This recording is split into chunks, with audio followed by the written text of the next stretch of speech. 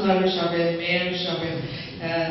That person doesn't need an introduction or name. He's here. Afnar Pride and Afnar community leader. আমার লাগে আলাদা exceptional support system and sometimes he told me off as well.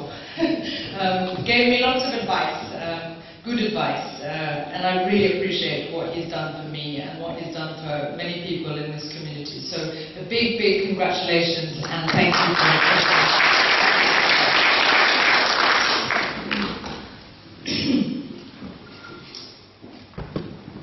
Very important because আপনারা যেটা জমা হইয়া ফান্ডরেজ করতে পারেন এরকম গ্যাদারিং দেখি আপনারা খেয়াল রাখবেন আপনার এরিয়া এটা সব আমরা ব্রিটিশ গভর্নমেন্টও এটা খুব খেয়াল রাখে বিকজ যেভাবে আপনারা রিসোর্স রেজ করেন schooling health housing infrastructure projects বাংলাদেশের আপনার এরিয়া এরকম যদি ইনভেস্টমেন্ট ঢুকতো না বাংলাদেশে আপনার পকেট থেকে ফাইন্যান্স নেওয়া তখন আরো পিছনে বাংলাদেশ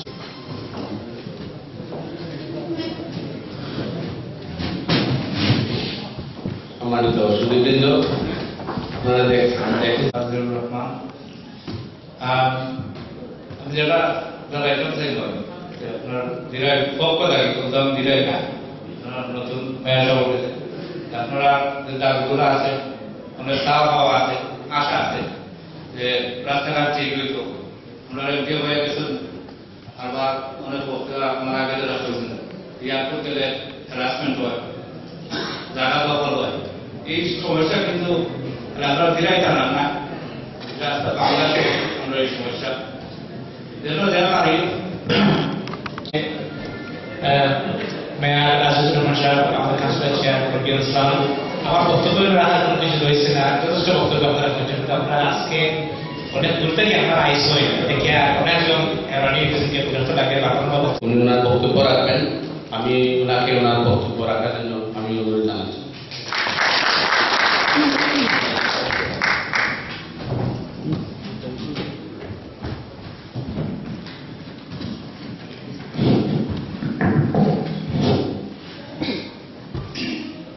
আসসালামু আলাইকুম।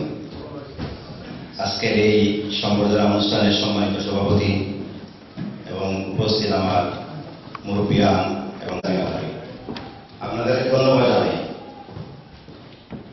আপনারা সবাইকে আমার আন্তরিক ধন্যবাদ।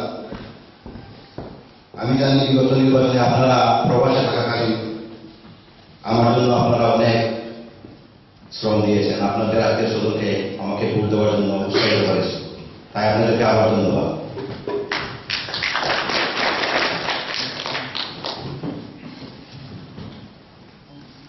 দুর্নীতিমুক্ত রাখার চেষ্টা করব। আপনারা শুনে খুশি হবেন, আমি আসার আগে আমাদের সেন্ট্রাল গভর্নমেন্ট থেকে একটি বিশেষ বরাদ্দ পেয়েছি প্রায় 5.5 কোটি টাকা। সেটি রাস্তা, ট্রেন এবং কালভার্টের জন্য। আমি আশা করি আমি এই কাজগুলো এই বছরই শুরু করতে পারব। আপনারা যদি আমাকে সহযোগিতা করেন এবং সব পরামর্শ দেন, নতুন নতুন আইডিয়া দেন, তাহলে আমাদের দিনে পৌরসভা ইনশাল্লাহ অনেকটা না হলেও কিছুটাও আগামী 5 বছরে উন্নত হবে। আপনারা আমার জন্য দোয়া করবেন, আমি যেন এই কাজগুলো সততা দিয়ে নিষ্ঠা দিয়ে শ্রেণী করার জন্য সেটাও হয়ে যেতেছে। আমি কিছুদিন আগে হয়েছি যে ওরা ইউনিটে চলে আসছে এবং আগামী দিনে আমাদের পৌরসভা থেকে পৌঁছে হওয়ার সম্ভাবনা খুবই বেশি। আমি প্রবাস জীবনে ছিলাম দীর্ঘদিন যাবৎ, প্রায় 30 বছর যাবৎ দেশে ছিলাম। নতুন দেশে গিয়ে বিগত নির্বাচিত হয়েছি। আদৌ আমার জানা ছিল না যে আমি বাংলাদেশে গিয়ে ওখানে গিয়ে ক্যান্ডিডেট হব এবং নির্বাচিত হব। তাই আপনাদের সাথে পরামর্শ করে যেতে পারি নাই, এর জন্য আমি দুঃখিত। আপনার বাবার সুন্দর দৃষ্টিতে দেখবেন আপনাদের মতোই, তাই আপনাদেরকে বাদ দিয়ে আমি নয়, আপনাদের মধ্যেই এসেছি। আপনারা দেশে আসবেন এবং আমার অনুরোধ আপনারা দেশে বিনিয়োগ করেন এবং কর্মসংস্থা করে তুলেন, এলাকাবাসীর জন্য কর্মসংস্থা করে তুলেন। আমাদের এলাকাবাসী এটাই চায়, আমাদের কাছ থেকে এই প্রত্যাশাই রাখে। আমি আপনাদেরকে অনুরোধ জানাই, আপনারা যদি কোনো অসুবিধা হয় দেশে, তাহলে আমার সাথে যোগাযোগ করবেন। আমি আমার যতটুকু আমার পক্ষে সম্ভব আমি চেষ্টা করবো এবং আপনাদের পাশে থাকবো। এখানে যারা আছেন সবাইকে আমি ধন্যবাদ জানাই আপনারা এখানে আসার জন্য, এবং আমাদের দিরাই পৌরসভায় এবং দিরাইতে আপনাদের আমন্ত্রণ রইল, আপনারা আসবেন এবং আমাদেরকে সেবা করার সুযোগ দেবেন। আমার দিরাই পৌরবাসীর পক্ষ থেকে এখানে যারা সবাই আছেন সবাইকে আমি ধন্যবাদ জানাই আমাকে সম্মান জানানোর জন্য। আমার বক্তব্য এখানে শেষ করলাম। আসসালামু আলাইকুম রহমতুল্লাহি ওয়া বারাকাতুহু। ধন্যবাদ আপনাদের সকলকে। ভাই প্লিজ সবাই মঞ্চ দেওয়া লাগে দেখতে আপনাদের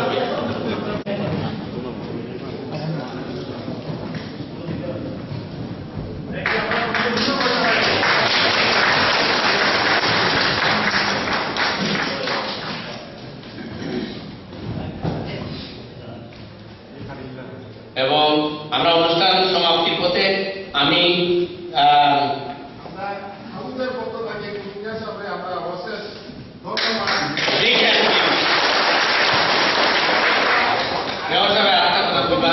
আমি একটি কথা বলতে চাই আপনাদের কাছে যে পৌরসভা একটি নিরপেক্ষ জায়গা, যেখানে কোনো দল নাই, সেখানে পৌর মেয়র সবার জন্য সমান। এবং আমি আপনাদেরকে কথা দিতেছি, যখন আমি পৌরসভায় থাকবো তখন পৌরবাসী সব আমার এবং সবার জন্য সমানভাবে আমি কাজ করে যাবো ইনশাআল্লাহ। আসসালামু আলাইকুম। আপনারা অবশ্যই ধন্যবাদ।